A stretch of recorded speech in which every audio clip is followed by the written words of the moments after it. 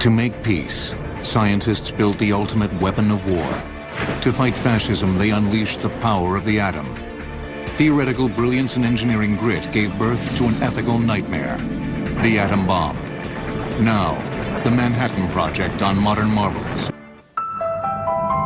At 5:30 a.m., July 16, 1945, scientists and dignitaries awaited the detonation of the first atomic bomb in a desolate area of the New Mexico desert, known aptly as Jornada del Muerto, or Journey of Death.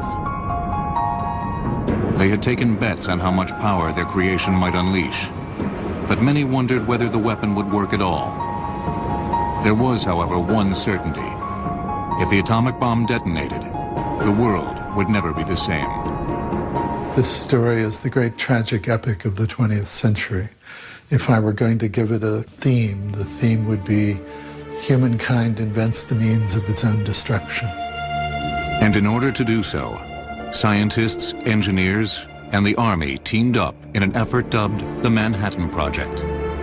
In the short span of 2 years, they built an industrial complex with sites across the country that would rival the size of the automotive industry.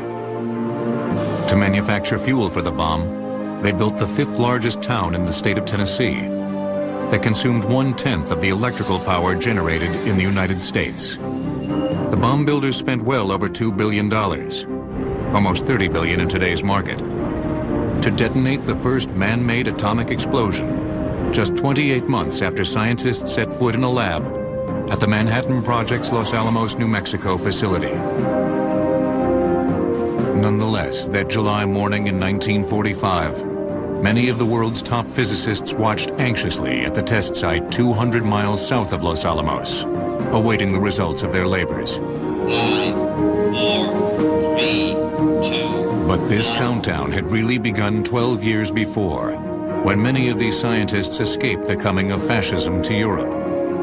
Once Hitler took power in 1933, the Jews of Europe, especially the Jews of Germany, were under a direct threat. And some of the best scientists in the country happened to be Jewish. Hans Bethe was one, Edward Teller was one, Leo Szilard was one, Einstein was one. And one by one, they fled Europe to the United States. Scientists found refuge at American universities. In 1938, dramatic news arrived from Germany. German scientists had split the atom by bombarding uranium with neutrons, which caused instability in the uranium nucleus. During this split, mass was lost and was converted into kinetic energy. They had discovered fission, and with it, opened a Pandora's box. If each of those neutrons goes into another uranium nucleus and causes fission, then the first fission has led to more than 2 fissions in the next generation, and you can see that each successive generation has many more neutrons, and this causes an explosive chain reaction. If 2 masses of highly fissionable uranium in the form of a sphere and a plug could be brought together with sufficient speed inside a bomb, an exponentially increasing chain reaction with explosive force would result. The implications of the discovery of the fission of uranium would be obvious to scientists in Nazi Germany, and this frightened Leo Szilard, a 40-year-old émigré physicist from Hungary. Politically astute, Szilard wanted to warn President Roosevelt, but knew that he lacked the stature to do so.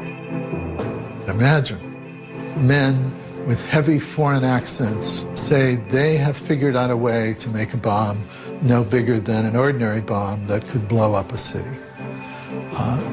You might well think they were crackpots and throw them out of your office. Szilard wrote a letter to the president and sought a prominent ally to sign it, Albert Einstein. Szilard, who didn't drive a car, enlisted the help of his friend Edward Teller, an eminent theoretical physicist, to drive him to Einstein's summer house on Long Island. Einstein read what dort Hubert Szilard has written, asked a few questions about it, and then said yes, yes, and signed it. On October 11th, 1939, in response to Einstein and Szilard's letter of warning, President Roosevelt formed the Advisory Committee on Uranium. But this abstract new discovery became a low priority for a leadership distracted by a world war that was now 2 months old.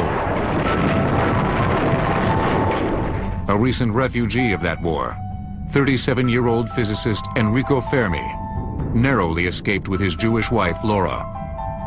They used the opportunity of going to Sweden to collect the Nobel Prize to go from there and then go on to the United States, so that the fascist authorities in Italy at that time didn't know that they were actually not going to be returning to Italy. Together with Leo Szilard at Columbia, Fermi tackled the first obstacle to the bomb: the question of whether or not a sustained chain reaction could be induced in a uranium reactor. Without the successively doubling power of the chain reaction, a bomb would be an impossibility. Fermi was one of the few scientists who was talented both in theory and in practice. He loved getting his hands dirty. Leo Szilard was the antithesis of Enrico Fermi. Szilard usually slept late. He soaked in the bathtub to get fresh ideas. While in the bathtub, Szilard remained focused on the competition, the German bomb effort.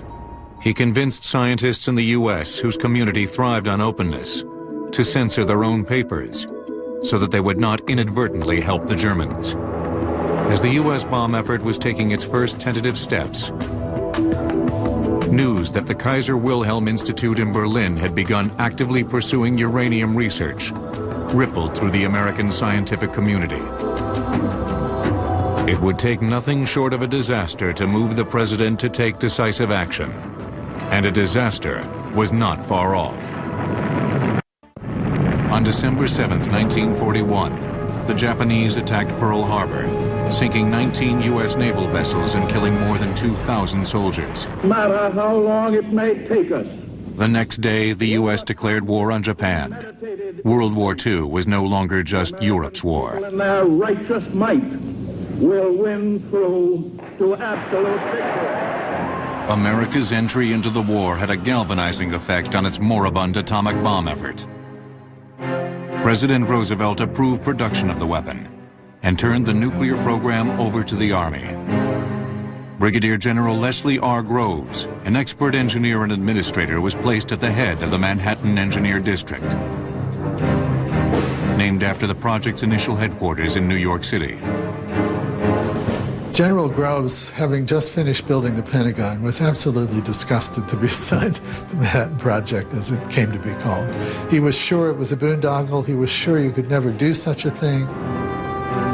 But at the University of Chicago, Szilard and Fermi were taking the first steps in proving Groves wrong.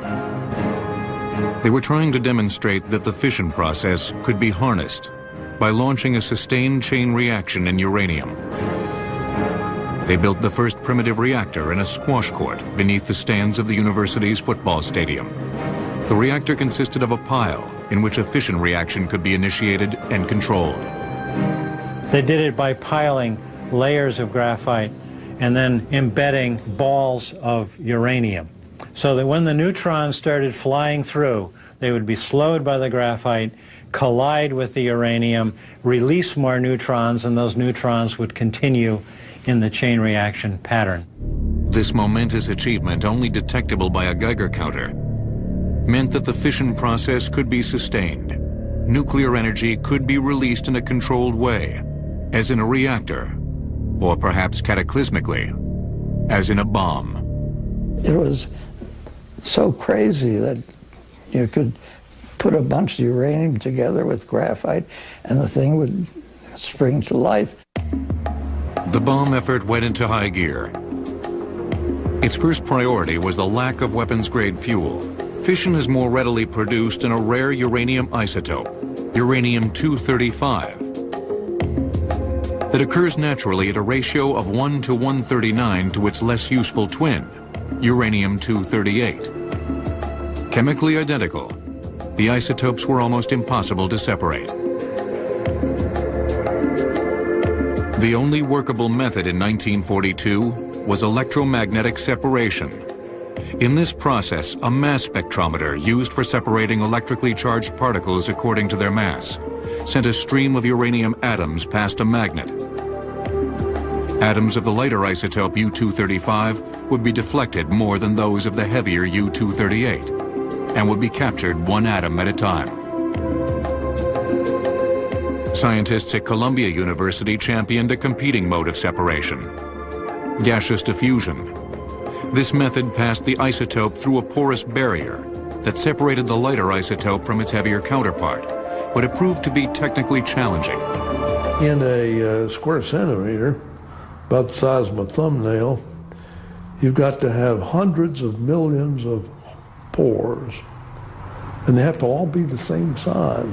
If they're too big, the gas flows through without any separation. If they're too small, the gas gets in there and condenses on the surface, won't go through. So you talk about obstacles. But if a suitable barrier could be manufactured, it promised a greater yield than the electromagnetic process.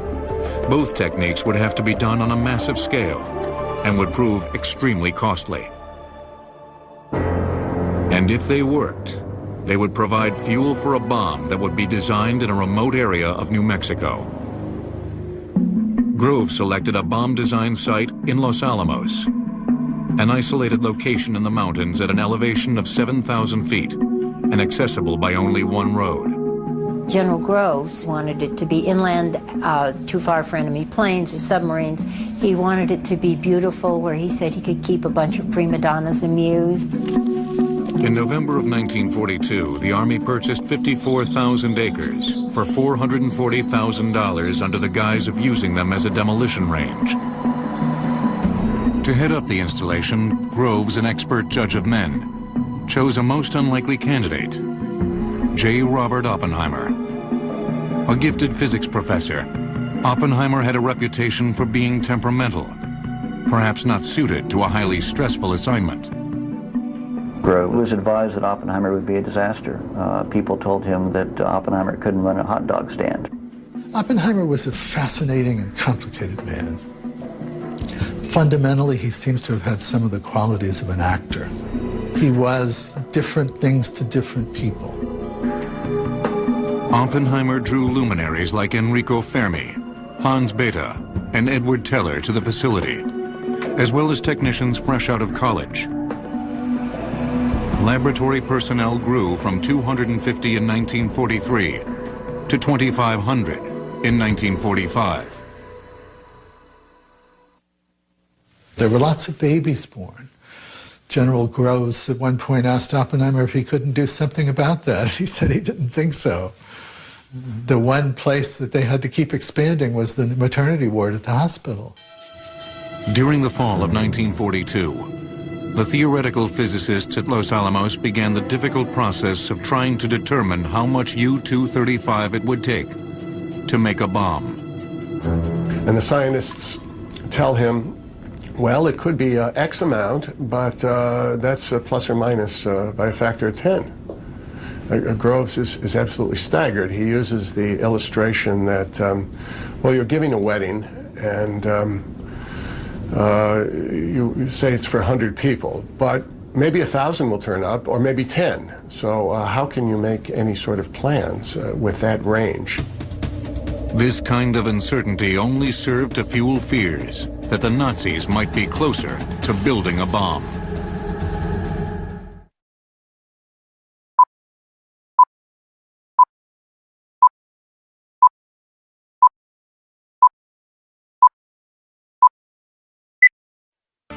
On December 28, 1942, President Roosevelt approved an additional $500 million investment in the Manhattan Project. The first priority, to build the massive industrial facilities that would produce the fissionable material to fuel the atom bomb. Robert Oppenheimer's team of physicists doubled the amount of uranium-235 thought necessary to achieve critical mass and sustain an explosive chain reaction to 200 kilograms. Their calculation, made without adequate samples of U-235 for tests, would prove to be 10 times the required amount. The scientists at Los Alamos also studied tampers, barrier materials that would slow the expansion of the critical mass and reflect neutrons back to feed the fission process inside the bomb. Determined to have the atom bomb ready for use in the war, General Groves notified contractors in Oak Ridge, Tennessee, that they had a scant 6 months to build the massive electromagnetic calutrons, designed by Ernest Lawrence at the University of California in Berkeley. These calutrons would be used to separate U-235 from U-238. Lawrence was, to some extent, an engineer. He was comfortable with the soldering iron and with wrenches and with the tools of the trade, with building machines. In February 1943, construction began on the Calutron site that was given the deliberately nondescript code name, Y-12. These gigantic structures contained multiple Calutrons, box-shaped collection units that were configured in a racetrack layout.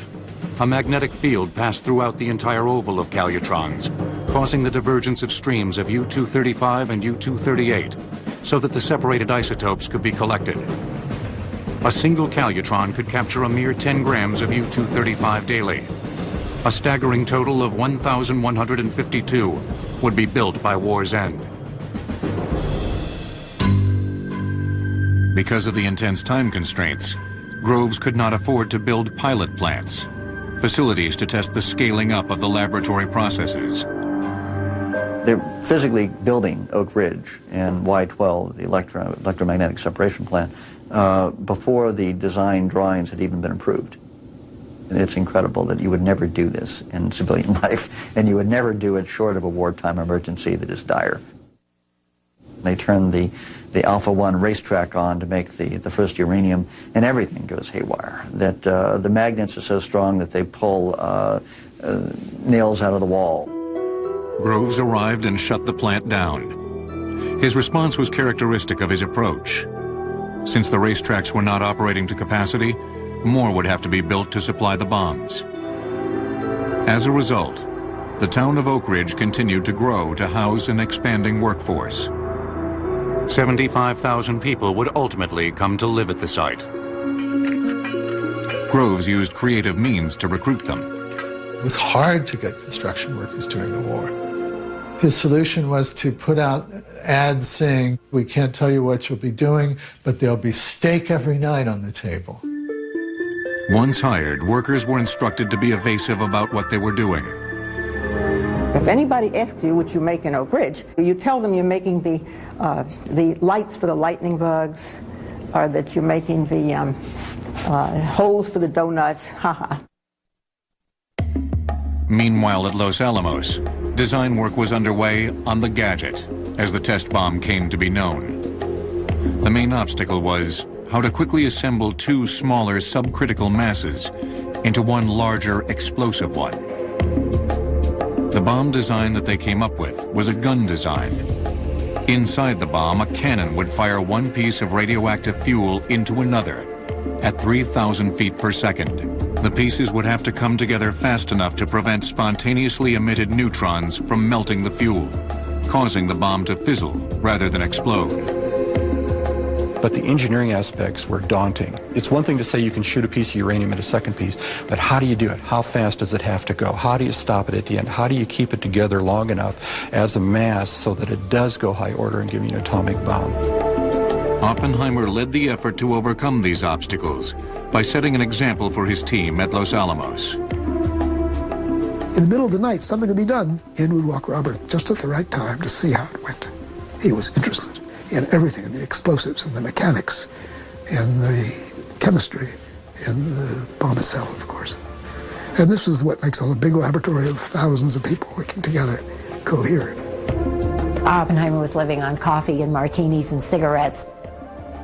Groves was eating Whitman chocolate samplers and sleeping soundly, whereas Oppenheimer was anguished. You know, they were just so different. But they seemed to be able to mesh, and they certainly had a common goal. And this common goal was about to reach a new level.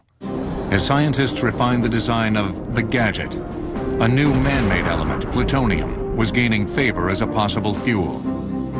Identified in 1941, plutonium was almost twice as likely to undergo fission as uranium-235, and could be produced on a large scale by irradiating uranium in nuclear reactors. In order to produce plutonium, 3 production reactors were designed by engineers at the University of Chicago that would be built in Hanford, Washington. Groves initiated the construction at Hanford on August 27, 1943, with a labor force that had been recruited to the area. Numbers as high as 60,000 construction workers living in tents out on the Hanford Reservation. So the government went in and bought up 500,000 acres out in the desert of eastern Washington, created this remote construction site, and literally in a matter of months constructed large-scale engineered structures for plutonium production. But Groves was not content to rely on just 2 approaches, Y-12 and Hanford, to produce the weapons-grade fuel for the bomb. By September 1943, he had begun construction on a 3rd, K-25, a gigantic gaseous diffusion plant at Oak Ridge. In the diffusion process, a gaseous compound, uranium hexafluoride, passes through a cascade of barriers, each one giving a slight enrichment of the lighter isotope U-235. The difficulty lay in finding a barrier that would not be degraded by the very corrosive gas. Scientists and engineers were not able to manufacture a satisfactory barrier until a year after site construction began on K-25. A building that would ultimately cover more area than any structure ever built. The U-shape measured 1/2 mile long by 1,000 feet wide. With an area of 2 million square feet, it contained a series of sealed containers and cascades that ran the length of the building. Oak Ridge continued to grow, and by the end of the war, it was the 5th largest town in Tennessee. The total power consumption during the K-25 operation during the war in the Manhattan District was about 10% of the electrical energy in the United States. If you look at the size, the scope of the K-25 site in the Manhattan Project, I don't think there's been any engineering feat to date comparable to what was done within the time frame. It was looking less and less likely that enough U-235 could be produced to impact the war. At the same time, the alternative, plutonium, was proving to be equally tricky. Impurities in this new element were leading to increased neutron activity that would cause bombs to pre-detonate, to fizzle before the 2 halves joined in a critical mass. There are production problems at Oak Ridge. They're not sure they can even make any uranium at that point, uranium-235. And so if they can't use plutonium in a gun, there may in fact not even be an atomic bomb. It's a real crisis. It's at that point that I think Oppenheimer's talent comes to the fore, where he brings in the people, new people in fact, and he reorganizes Los Alamos, that brings people in to solve the problem of how to make a plutonium bomb. The plutonium bomb's new configuration called for an outer shell of explosives that would direct symmetrical shockwaves inward, compressing a subcritical central mass of plutonium. The resulting increase in the density would shrink distances between nuclei, thus starting the explosive chain reaction.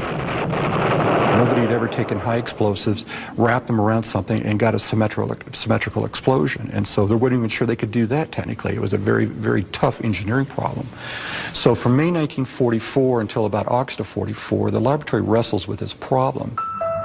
By late 1944, K-25, the gaseous diffusion plant, was producing enriched U-235 that ran through the magnetic calutrons to effect a further enrichment.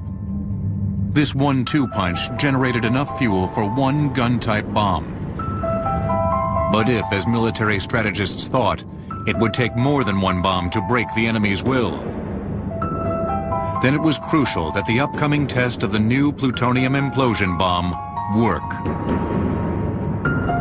All this uncertainty only served to heighten tensions at Los Alamos as scientists and engineers prepared for the first detonation of an atomic weapon. If the implosion design was successful, it might bring an end to the war. Weapon design for the uranium gun bomb was completed by February 1945. Confidence in the weapon was high. They named it Little Boy for its relatively small size, 10 feet long and less than 10,000 pounds. Designers considered a test prior to combat use unnecessary and impossible, since there was only enough U-235 for one bomb. The design for the more complicated plutonium-fueled implosion device, dubbed Fat Man for its rotund shape, was approved in March, and a test was scheduled for July.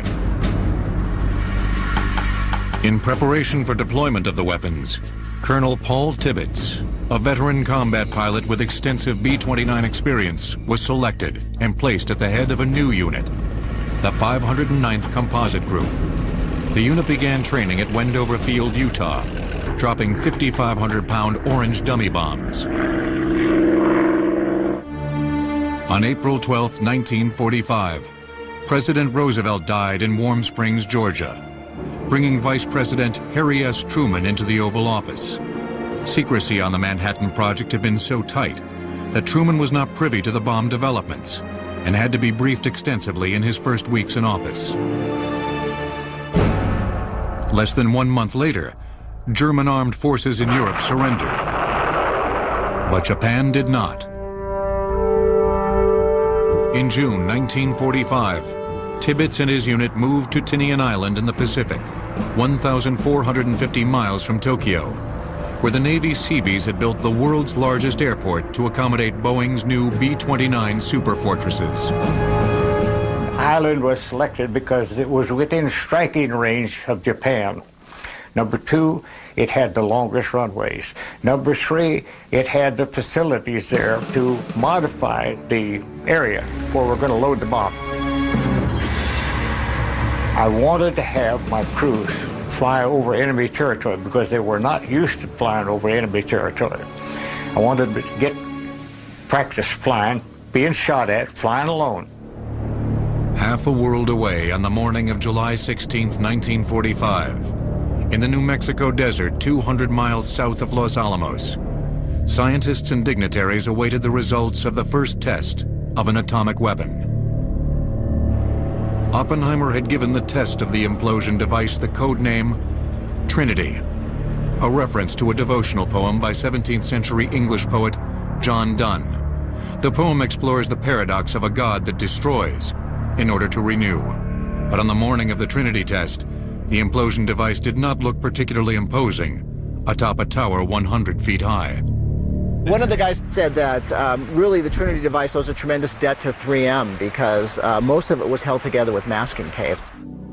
It was a garage bomb, basically. And it literally takes about 3 days to assemble one of these wartime devices. Think of them as crude laboratory devices. They're not production designs. You don't roll them off an assembly line. You've got to worry about, have we done everything right? What's missing? And there are stories where people last minute have a nightmare that they put something together wrong, actually go back in and discover that, oh, I inserted this wire backwards or that one. The scientists waited anxiously at their posts. Some feared success because of speculation that the bomb might ignite the atmosphere and destroy the world. Teller was 20 miles away at Campania Hill with Lawrence, and Teller mostly scared everybody to death because he was putting suntan lotion on his face and in his hands and as a guard against the ultraviolet from the bomb. This is 20 miles away. All the scientists were 20 miles away, but most feared a dud, especially since a blank test of the explosives surrounding the core had failed just days before. Sensors showed that they had not fired simultaneously and would not have compressed the core properly. It was really unnerving when the blank shot failed. The normal anxiety that one might have had with a device on which you had worked but had never been tested fully was heightened by the failure of the blank shot. General Groves was lying on the ground in the prone position, facing away from the blast. What he said was going through his mind was, what was he going to do when the timer got to 0 and nothing happened?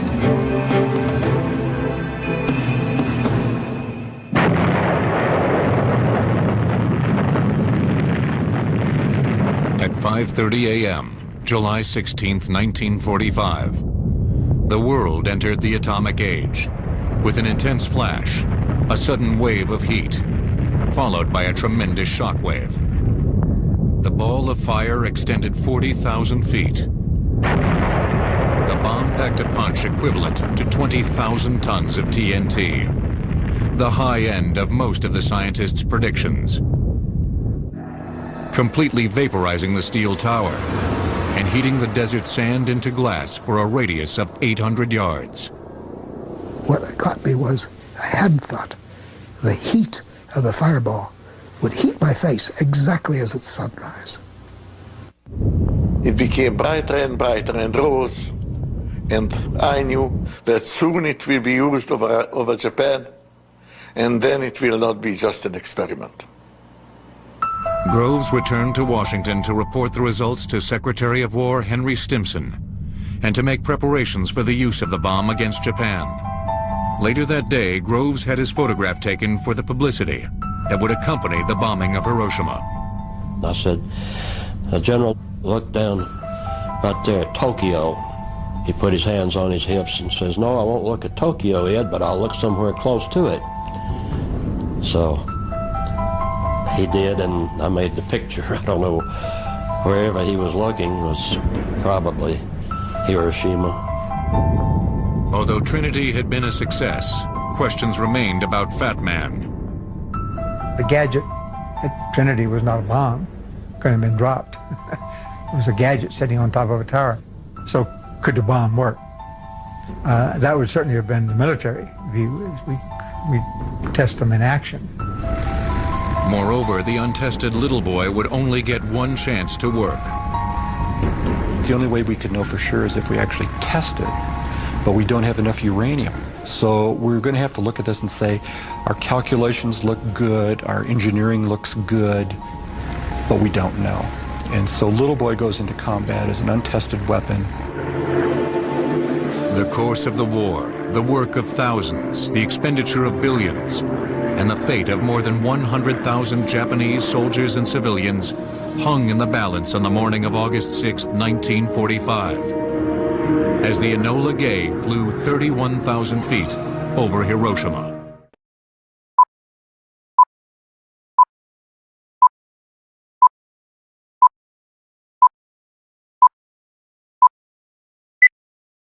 Demonstration of the atomic bomb over an uninhabited area prior to its use against Japan. General Groves heard about the petition and ordered that it not be circulated at Los Alamos. Then, to undermine the petition, he conducted a poll of atomic scientists. What do you think of a demonstration?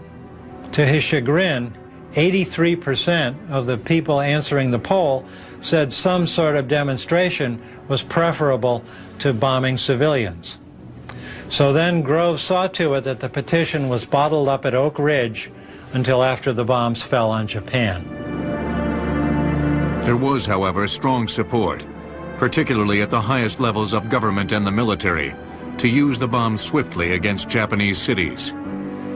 There was every incentive to use this weapon to scare the Japanese into surrender before the Russians got in on the post-war settlement. What our military leaders feared was what happened in Korea, where there was a North Japan and a South Japan, and the North Japan was communist and the South Japan was capitalist. Moreover, the assault on the Japanese mainland, scheduled for November of 1945, would include 1.5 million Allied soldiers. Casualties in the Pacific indicated that losses would be heavy. By the end of the Second World War, we were so angry at the Japanese. They had started the war, they had fought furiously and brutally. They had slaughtered civilians. We had, by that time, totally destroyed their Air Force. We had totally destroyed their Navy. And yet they wouldn't surrender. In the spring of 1945, General Groves chose populated Japanese cities as potential targets to demonstrate the bomb's destructive power and end the war as quickly as possible. Once selected, The cities on his short list were off limits to Allied bombing raids. They would be saved in order to be destroyed. The final decision rested with the president and was made on June 1st after a conversation with his Secretary of State, James Burns. And at one point, Burns said to Truman, "Mr. President, what will you tell the American people at your impeachment in 1946 when they find out that you had a weapon that could have ended the war and saved American lives, and you decided not to use it?" I think that probably was the decisive argument for Truman. He'd been in World War I, and he knew what it was to fight and die. And I think he was interested in stopping it as quick as he could, and I certainly admired the man for what he did. Let there be no mistake. We shall completely destroy Japan's power to make war.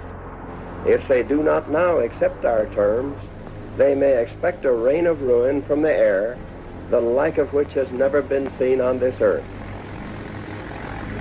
At 2:45 a.m. on August 6th, Paul Tibbets lifted the Enola Gay off the runway on Tinian Island.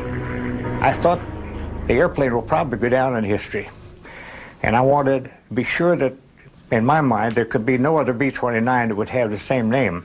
Well, my mother's name, Enola Gay, fit the bill because I knew there could not be two Enola Gays.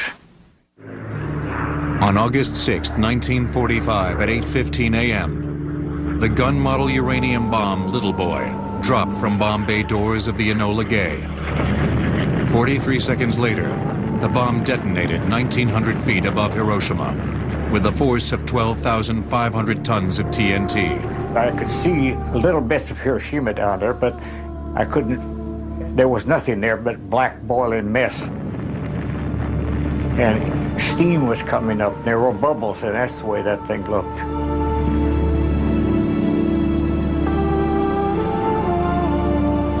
"90% of the city was leveled by the 500-mile-an-hour winds of the blast, which charred victims' skin 2 miles away and incinerated those directly beneath the detonation."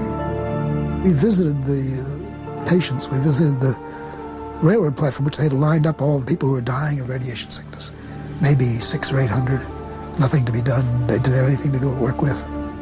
The small boy, I think was a boy, was bloated, and he couldn't hardly recognize the face at all. They said, "Okacha, Okacha, Mizu, Mizu, Mommy, Mommy, water, water." The pitiful, painful cry is something I'll never forget. The Japanese death toll rose to 130,000 people killed by the blast and ensuing radiation sickness. 3 days later, a second, more powerful plutonium bomb, Fat Man, fell on Nagasaki with similar results. Japan surrendered on August 14, 1945. Let us pray that peace be now restored to the world, and that God will preserve it always. The most catastrophic war in human history was over. I figured out how many of us at Los Alamos really knew all that was going on. And dividing that into the number of casualties, I figure that I'm responsible for 100 or 200 of them. And that's a hard kind of thing to be responsible for.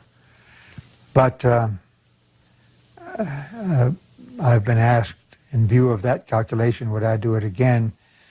And the answer is yes, because any new weapon I would want to be given first to the United States. The American atomic weapon monopoly was short-lived.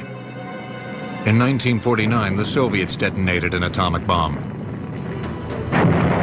During the 1950s, both superpowers added the hydrogen bomb to their arsenals in an attempt to achieve military superiority.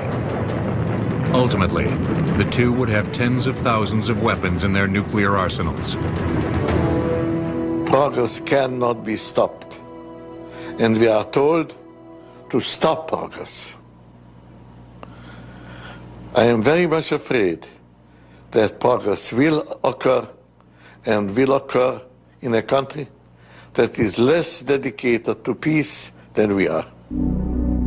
But Oppenheimer did not agree that the arms race represented progress. His opposition to Edward Teller's hydrogen bomb project and questions about his communist sympathies led to the revoking of his security clearance at a government hearing in 1954. Teller testified against his former chief.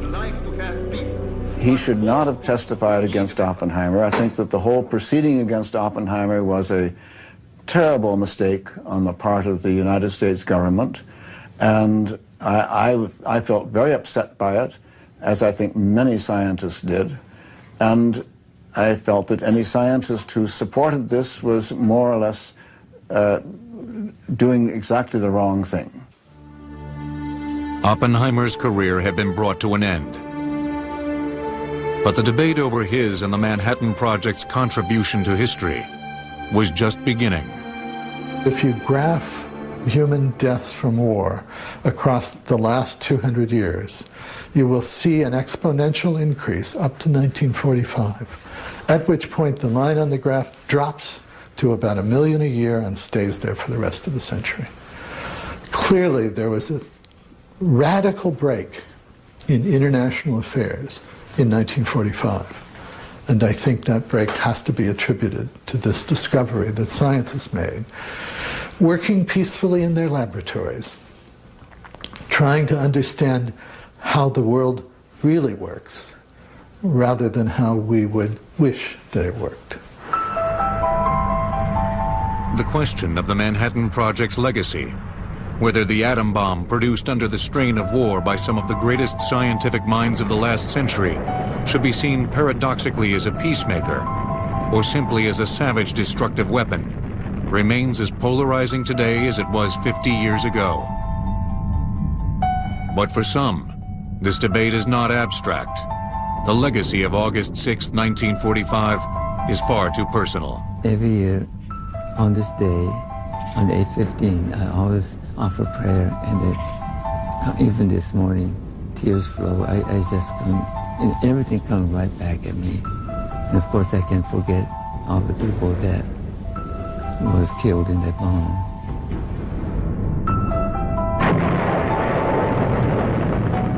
But perhaps the most lasting effect of the Manhattan Project.